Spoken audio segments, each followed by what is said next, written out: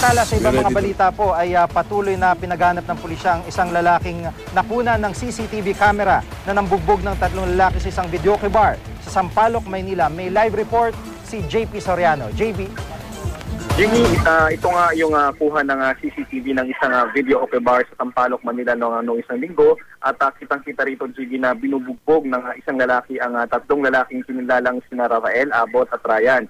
Batay sa blatter ng barangay ay hindi residente sa lugar na ang 3 nabugbog. Nagpakilala naman daw na isang sundalo ang lalaking nambubugbog. Jiggy, habang nagiinuman daw yung 3 nabugbog ay nangaasar daw sila ayon doon sa may-ari ng bar. Unang inasar daw ang waiter ng bar at isinunod nga yung lalaking nagpakilalang sundalo.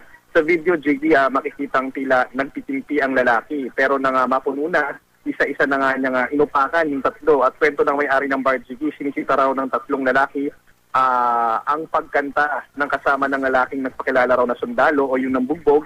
Lasing at nangungulit na rin daw yung 3 na nagulpe sa isa-iba pa niya ng customer.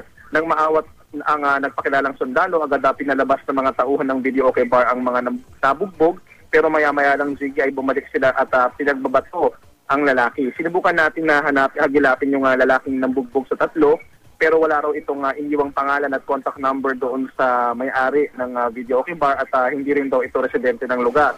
Pinuntahan din natin, Jiggy, ang barangay kung saan nakatira sina Rafael, Abot at Ryan. Sila yung mga nagulpi sa video na nakita. Tumanggi silang humarap sa camera pero itinanggi rin nila nga ng gugulo at nambasto sila ng customers. Pero nangako magbabayad sila ng hulugan sa may-ari ng videoke bar at iniimbestigahan pa ng barangay ang insidente at nangakong hindi nila kukonsintahin ang anumang maling gawain sa kanilang lugar. Plano naman doon na Rafael, Abot at Ryan na magsampa ng kaso sa nagpakilalang sundalo. Jiggy? Maraming salamat, JP Soriano, live at exclusive mula sa Maynila.